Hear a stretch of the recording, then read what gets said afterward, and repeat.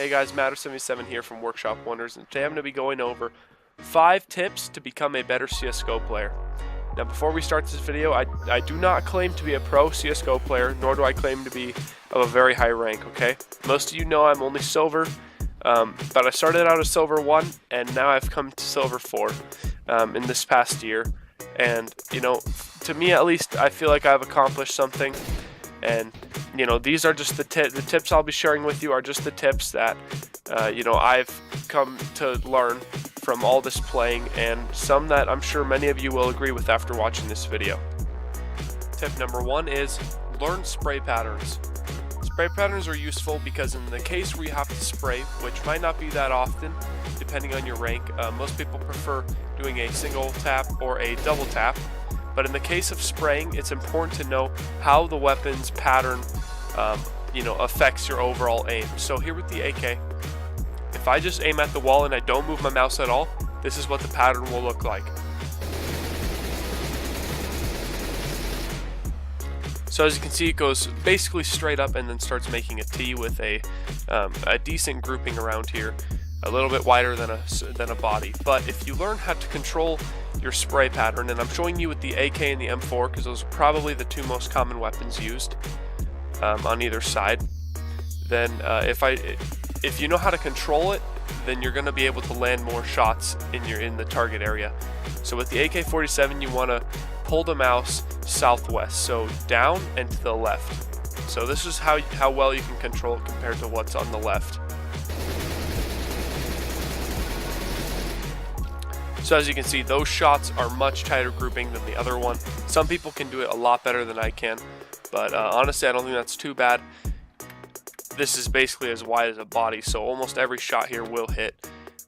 And you can definitely take them out a lot faster versus your shots going up and you just missing a bunch. So now I'll show you with the M4, and we'll move over here.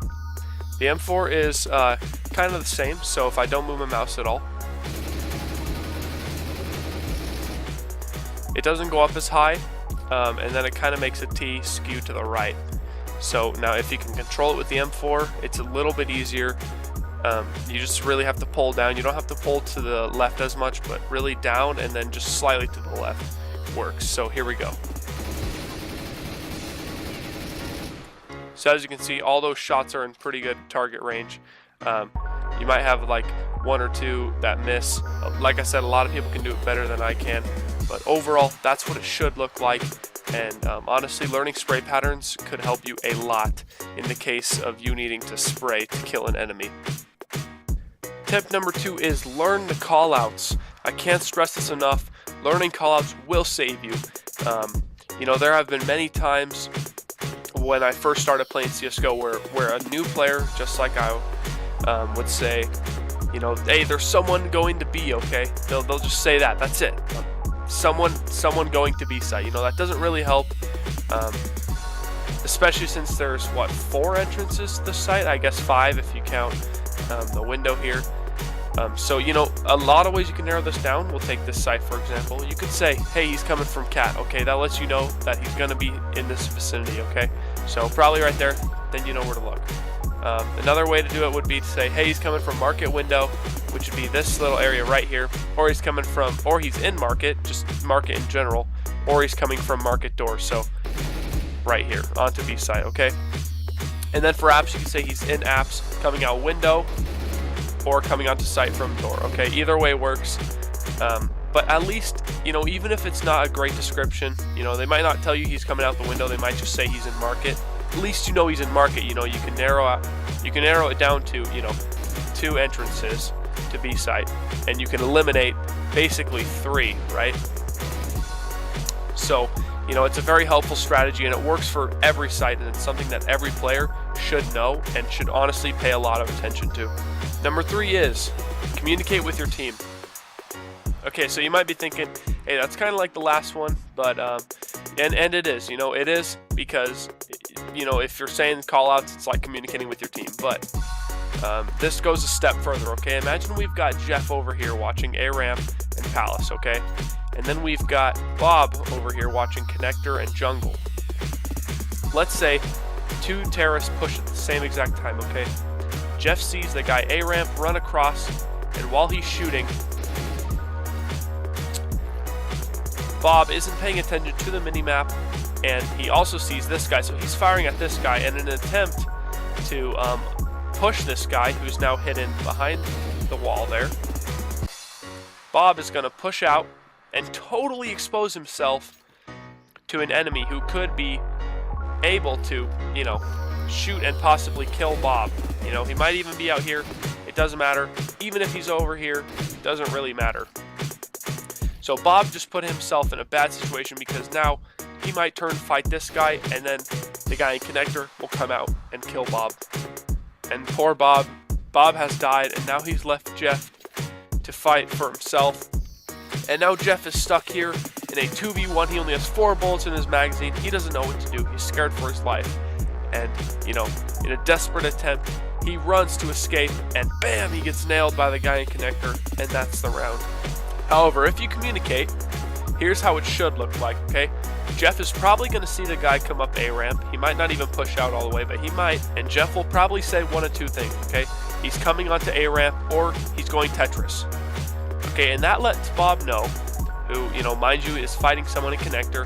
That lets him know not to move from this box, or if he does plan to move away and break the line of sight from both players. Because if he moves this way, he's going to get nailed by the guy here. And if he pushes out, he'll probably get nailed by both guys. So that lets Bob know to break the line of sight and maybe just focus on the guy here for now, okay? And likewise, Bob is going to see this guy come in through connector, and he'll say, hey, there's one connector. And then that lets Jeff know not to move out here into the open, or at least if he does, to make it quick.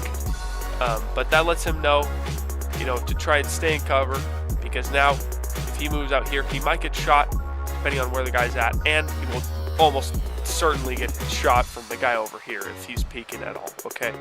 So that really does help your team, and communicating could, you know, mean the difference between a win or a loss. And just like callouts, you know, they can help your team go a long ways, especially if you know what you're doing. Tip number 4 would be watch pro games. Now, some of you might be like, man, I don't want to sit there for an hour and a half. You're crazy. I don't want to watch these games. They're long. They suck. Well, you're right about one of those two things. They don't suck, okay? I'll kick your ass if you say that. No, I'm just kidding. But, you know, it's a fact whether you like it or not. You can actually learn something from pro games, okay? I like to see that as a fact because you really have nothing to lose other than your time. Yeah, but that's not important, right?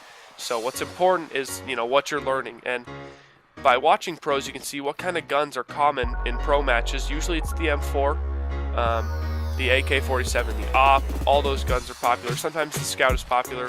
Autos are, I think, kind of popular. I don't know. In a lot of games that I watch, they use autos. I'm not sure if it's just a troll thing or if they actually use it for strategy, but those are, you know, some of the more common guns that they'll use. Lots of pistols as well. But by doing that, you know what guns you should use in certain situations and what guns you should not. Okay, and other things you'll know how to do is you'll know where players will usually hide, because pro players know the places to hide, okay? And by watching games, you might learn something new, like maybe you didn't know that you could hide in this area right here, okay? But if you saw it in a pro game, now you know, and now you know that you can hide there and that you should also look there for enemies. And the last thing you can learn from watching pro games, you know, among many others, is how to aim, okay?